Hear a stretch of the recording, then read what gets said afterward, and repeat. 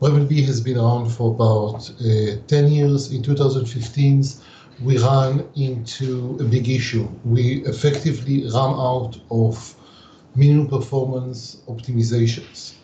And a lot of that was related to the kind of architecture that we were using, but we also had some hard requirements that we also wanted to sort out, which was really hard to do. The primary one of them was that we wanted to also support Linux and non-Linux operating systems, and we wanted to reduce our support time. As you can imagine, a database needs to have 24/7 support, and we ran into issues. A lot of them were our faults, but a lot of them were stuff that were hard or impossible to fix. So when we looked at our issues, we had two options. One of them was basically write everything in C. This is the natural options for databases in most cases. And this is something that we seriously consider. The disadvantages of writing something in C is obviously that the cost and complexity is much higher, and you lose a lot of features and capabilities. At the time, the core CLR was still called DNX, and it was quite raw. And but it really was able to run stuff on Linux. There was already starting to be some focus on performance, which we really liked. And one of the things that the reason that we decided to go with DNX was that we had the backup strategy of, okay, if this ends up being another Silverlight, then we at least are not in a worse off state than where we were at the beginning of only being able to run on the full .NET framework.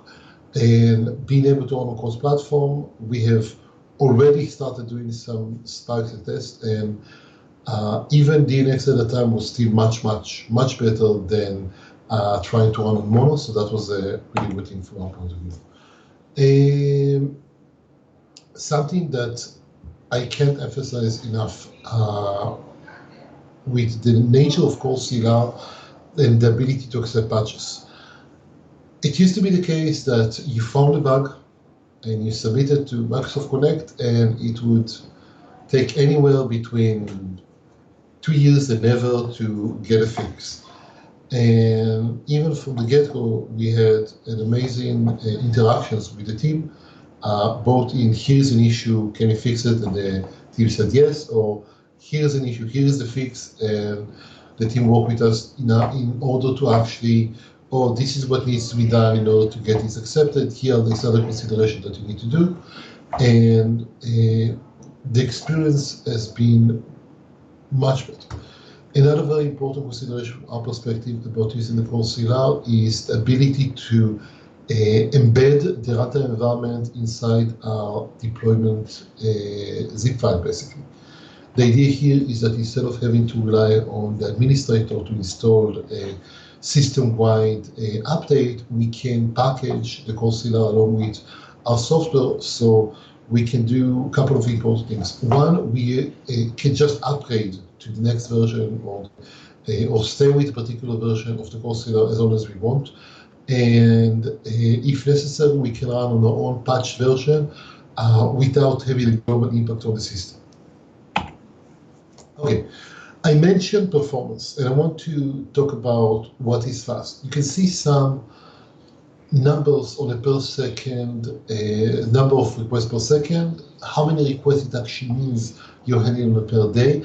And the most important thing about it is how much budget this gives you. Now, this assumes a single server with 8 cores, and that's a ridiculous amount of time. And most users would be somewhere within the first 3 or 4 items.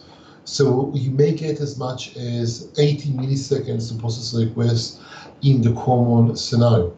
By the way, I'm assuming here that we're doing things sequentially, but obviously we're going to have to do things in parallel.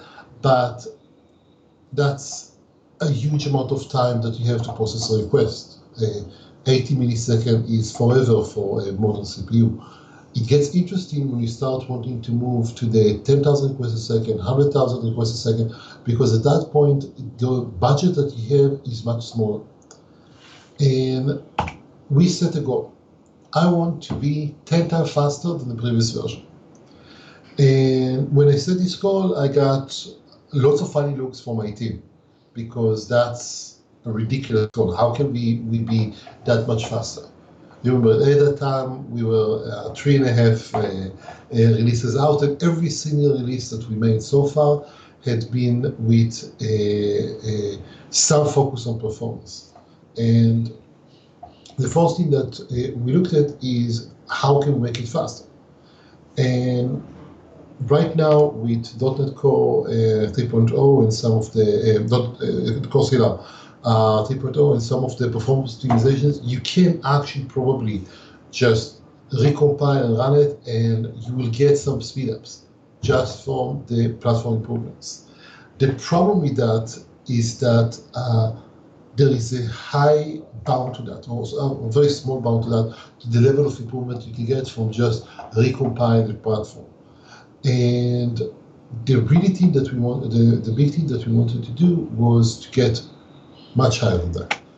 So I want to talk about one of the most common issues that we had with the previous version of RavenDB, and this is the GC. And the GC has been something that we have been fighting for a very long time. And you can see here some GC pausas and how it works. You operate, and suddenly you have a huge spike, and your 99% basically goes to the crapper, and it is not something that you can usually see or visualize very efficiently. It gets worse if you're under memory pressure. Suddenly your performance tanks because you're now at 90% time in GC all the time. So it's easy to know how to fix that. You need to control your allocation, you need maybe to use some managed memory, but it's impossible to actually do that on an existing system because it's everywhere. Managed allocation everywhere, and in a managed with like C#, you tend not to care very much about memory ownership, who does what, how long an allocation lives, and stuff like that. Especially not if the code hasn't been built specifically for that purpose. So I want to give you a good example of that. So RavenDB is a document database. It stores the data in JSON format. In the 3.5 version, we store the data on this as JSON. That means that whenever we needed to read a document, we have to read it from this. We have to parse JSON into an in-memory data structure, and only then we will be able to work on that. As you can imagine, I/O and parsing costs are non-trivial, especially if you're running on cloud machines, if you're running on HDDs or any of the sorts. It can be extremely expensive. So the natural thing that you want to do is to use a cache. Instead of going to the disk each and every time, what we're going to do, we're just going to have a dictionary somewhere or memory cache or whatever that cache the parsed document objects. As it turns out, this used to be one of the key issues that we had. And a performance optimization that we applied was disable the cache. Why disable the cache? I want to explain to you what's going on. If the working set, the amount of memory that you typically use is bigger than the amount of memory that you actually have, then the following things would happen. You would read an object from disk, parse it, put it in the cache, which is great. The cache would then hold that object, which means that the GC wouldn't be able to get rid of that. The problem is that if the GC notices that your objects are being held for a long time, they're going to be pushed into the next generation. And the GC, the way that the generation GC in Core Scala works, you have Gen 0, Gen 1, Gen 2, and Gen 1 and 2 are being collected a lot less frequently because collecting older generation is much more expensive. The cache would explicitly push all of those objects to a later generation. When you actually have a memory pressure, then the cache says, oh, okay, I know what I'm going to do. I'm going to stop holding on to these objects, which wouldn't actually free them. You would have to wait another GC cycle or two to actually free that memory. At that time, the cache says, oh, I'm empty. I can get more data. And it would start holding more and more documents. And those documents, because of the memory pressure, would have a lot more GCs. The new objects would end up in Gen 2, and the cycle would continue. We effectively spent greater than 90% of the time in some cases just in GC under this specific scenario. And that was something that was very hard or impossible to solve in a meaningful fashion. So that's something that you have to take into account. And we didn't know really how to solve that, especially because our entire project, which was something like 1 million lines of code, worked in this fashion. So the first thing that we need to do before going over, or we moving to Coursera or moving to something else, was to figure out how we can change the most basic assumptions that we had. And the thing that we do, we created this binary format. And you can see basically the difference between a JSON document and a binary format. And the idea here is that a JSON object, a JSON text, needs to be parsed before it can be used. This binary format, which we called blittable, is just meant to be, if I want to know what the first name of this document here, in this case, I need to, read this, first name, now I got that. In the case of the binary format, I can do, I can see that the first name is here, and this is the first name, or something like that. So it's readily usable, there is no parsing required, and most importantly from our perspective, we just had bytes. There is no manager object here whatsoever. One of the interesting about the cost of GCs is that the cost of GCs is actually proportional to the number of objects that you have. So if you have a few arrays, it's much cheaper than if you have the same information as many different objects, because the GC doesn't have to scan through all of them. But we actually took it further and said that the format is going to be a zero copy structure, which means that I can look at a piece of memory and immediately start utilizing that. This is important because we can now use memory map files. And instead of building our own cache in managed code, we're going to say something like this. Okay, there is already a cache at the operating system layer. There is already a way for the operating system to avoid going to disk if necessary. So if we store our data, our actual physical data on memory map files, when we access the data, we don't need to do any sort of allocations. And this is the typical way of working with a request inside of the RabbitMQ code base.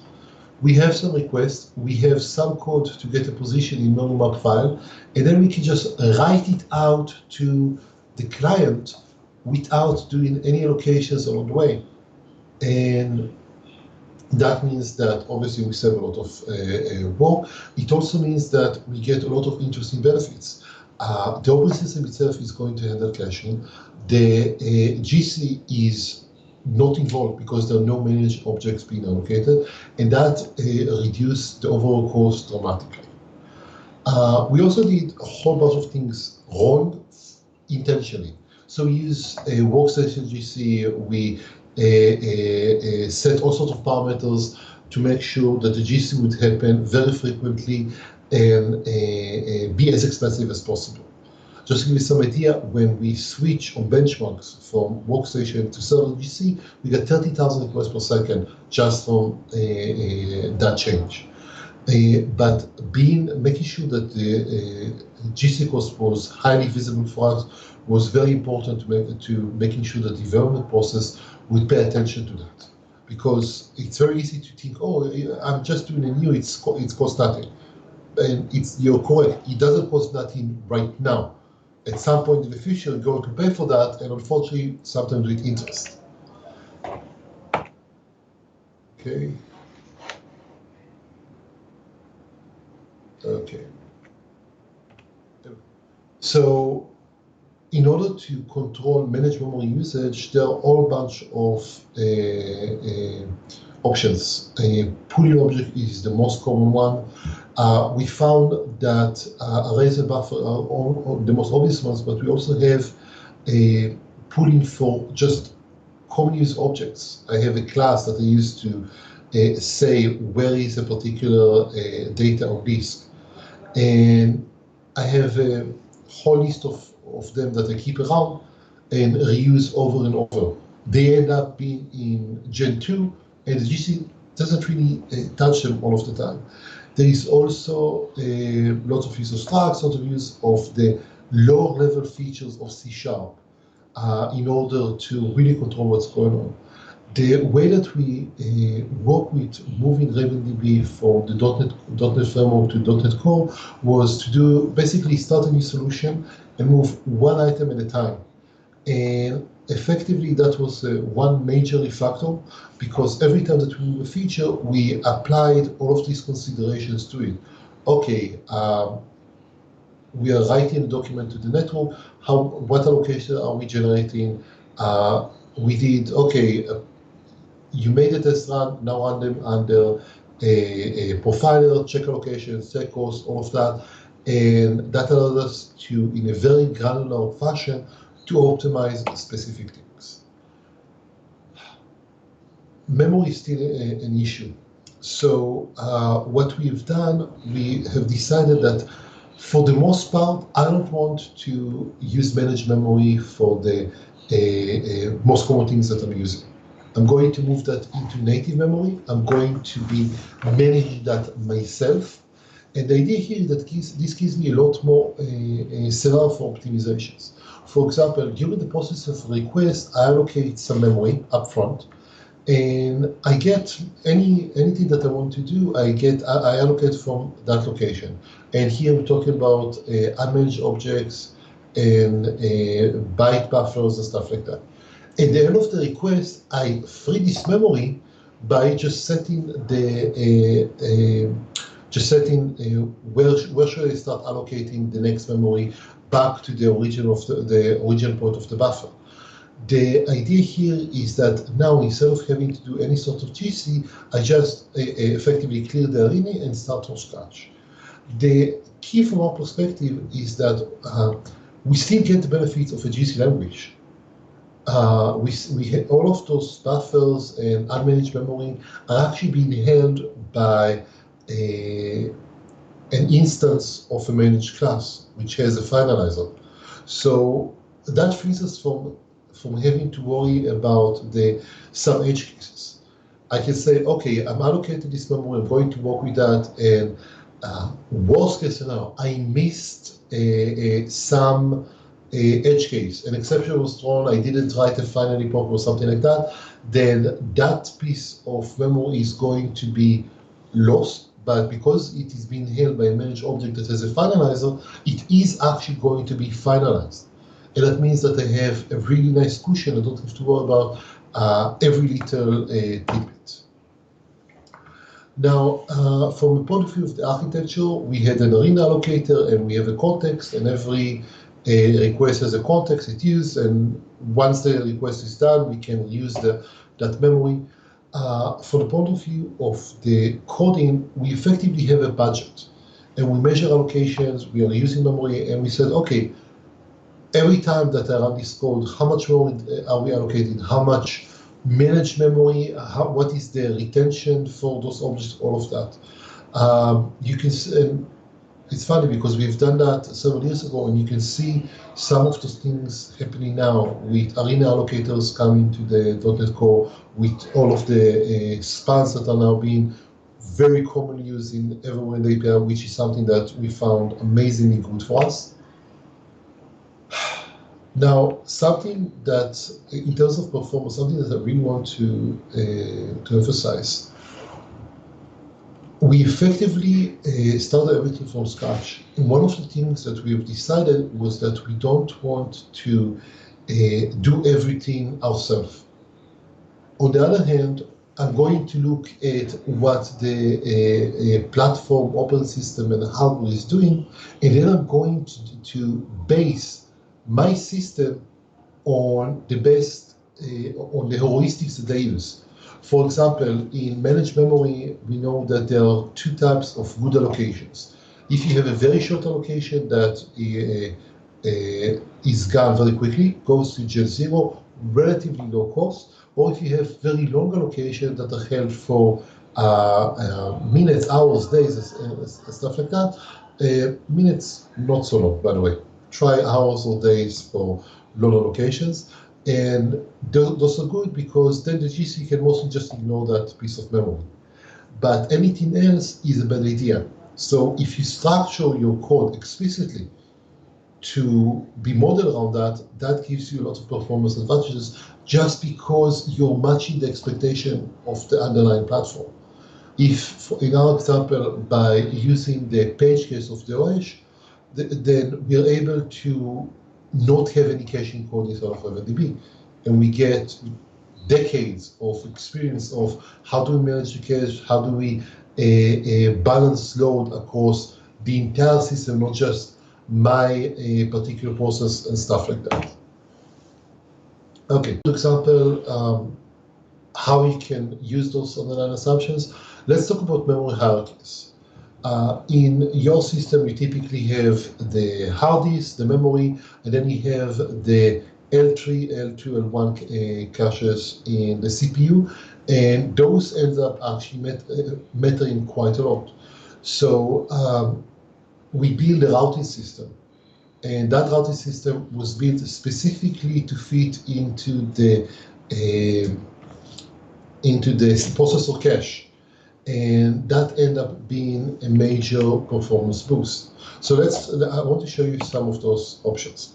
So this is the MVC routing, and this is a fairly old implementation, but you can see that it does things fairly well. So we are processing 2.5 million requests in under a millisecond per each request. Now, this was not code, and again, 2015 era code here, but this is not a code that is being written for performance sake. Now, let's look at Nancy's routing. And Nancy's routing uses an algorithm called a tray, and you can see that this is much, much better. Handling the same number of calls in, I don't know, 2% of the cost. Now, we wrote our own system using the same algorithm as Nancy, using a tray. But we did that with zero allocations. We did that with an eye toward the memory structures of the hardware. So in this case, we know that we are jumping into a well-known cache line inside of the tray, and that means that it's probably going to be the L1 or L2 cache. That means that we get a major speed boost from the overall system. And you can see that we spend less than 1 microsecond per routing call. And just to be clear, this is done under the profiler. So we are actually paying quite a lot to do that, and we are still being very, very efficient. Now, one of our requirements was case-insensitive routing. So it doesn't matter what case you use, I want to route it to the right location. Case-insensitive string matching is really expensive. It's expensive if all you're doing is ASCII, but if you're also doing if you want to do that on the whole Unicode range, that's ridiculously costly. It's actually, and we had an observation that for the most part, the actual casing that is being used is always the same. So it's actually cheaper to force do a case-sensitive search. If we don't find it, do a case-insensitive match, and add that to the case-sensitive list. So we effectively do memorization, and very quickly we know what are the actual case-sensitive routes that are being used, and we get major benefits out of that. I mentioned that strings are expensive. Strings are expensive for a bunch of reasons. One of them is the allocation, but there are certain simple operations that are actually quite costly. Changing the ends width to the explicit char check just gave us 2,000 requests per second, just this. And we had multiple rounds like that where we basically go and look at the profile results. What's expensive? Let's fix that. What's expensive? Let's fix that. I think that in this case, what happened was that the end suite needs to handle with a string of any length, so there is a whole bunch of code that's being run there. This was basically just inline. This was the bound check was probably leaded, and we had 1 byte or 1 character check, and that was it. And the cost was, as you can see, is astronomical. Strings are also really, really expensive because of allocations. So what we end up doing is effectively create our own string type. The underlying backing store for the string is in unmanaged memory inside of our Arena allocator, which means that we can allocate a string very, very cheaply. There is no GC, and we have a whole bunch of other smarts going on in order to reduce the cost even further. The underlying result is that we would typically, in our old system, if we would open a dump, we would see that the primary reason for memory utilization in our system are strings. And there have been some studies from Stack Overflow where about 70% of their memory cost is around strings, and we're able to throw all of that around. Another benefit for us is also that our string is UTF-8 instead of UTF-16, so that also reduces some of our memory usage that we had to deal with. We had a whole bunch of issues like this, where we work with the core CLR team to optimize how the system is working. Here is an example of working with this, okay, let's recognize this pattern, and this is very common in hashing, crypto, and stuff like that, to the best underlying assembly instruction. It's funny because sometimes for very specific hotspots, you would see us writing code in C#, and then go and look at the assembly, and then play with the C# code to get it to AL, to get it to JIT, and then see how it works. And we had several cases like this where we actually talked to the core CLR team to get better result and better smarts for the whole platform. If you care about performance, go read the Rosin guide. It's really interesting. You get to see some of the more common issues. And just changing this to for loop give you 3,000 requests per second. And again, Arsenal is very demanding, very high performance.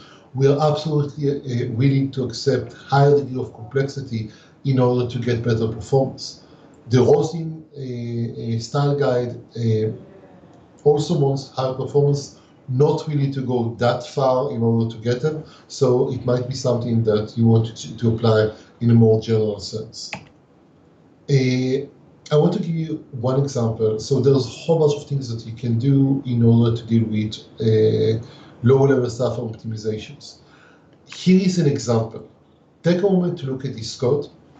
And what we're doing here, we are basically doing string comparison to be able to find whatever a particular string equal or does not equal a particular value.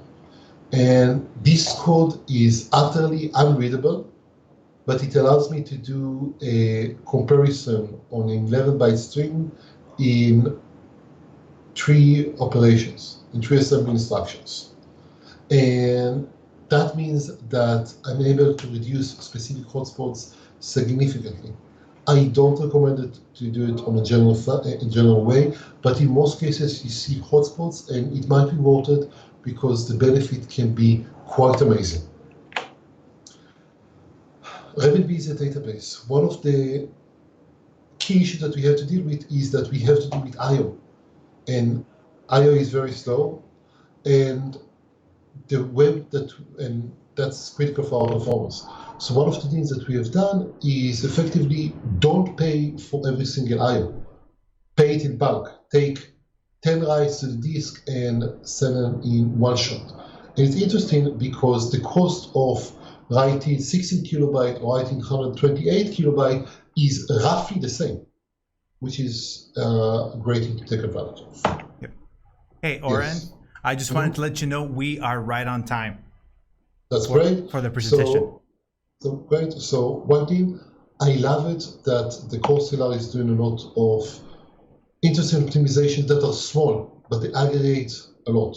And the funny thing that I want to say is that a lot of the things that we've done wasn't so much with the stuff that we did, but understanding the platform and actually getting things right for the assumption that the platform is making, which gives us much better performance. And that's it. Perfect. Oh, wow. That was awesome. Thank you so much. Yeah. Sure. So we were looking on the chat, and again, there were no questions because everybody was just learning. I mean, we were just discussing your ends width optimization. Now, and we were like, wow. I mean, just something as simple as that, the perf you gain, it's pretty impressive. Yeah, you sometimes see, it's funny because when you look at the profiler and you know that you're not going to see the things you expect. Right. But sometimes, are you actually telling me that this single line of code hide that much complexity? The Lambda example is even worse than that because you don't notice that. I had a case where you do items.all, other items.contains. Yep. And you pay for the direct invocation, you pay for ON search, and sometimes you pay for something like this can hide n square cost. Right. And then you're like, oh yeah, it's ridiculous. But yeah, something like that, 2,000 requests per second, just like that. Yeah. Wow. Yeah. And one thing to notice, if you do stuff like that, beware it's addictive. Oh, sure. Yeah. I mean, it's just like you said, it's a slippery slope. So, all right, we had one question here, but I was wondering if the person who asked it, we can ask it via Twitter since we have to go to the other speaker because we're trying to stay in time. So, Oren, thank you so much for taking the time to speak. This was amazing. Like always, we love to hear you talk and share your knowledge. So, thank you so much, everybody. We're in the process. We're going to get Halil here up and going, calling. Again, Oren, thank you so much, and we'll be right back. Thank you very much. Thank you. Goodbye. Yep, thanks.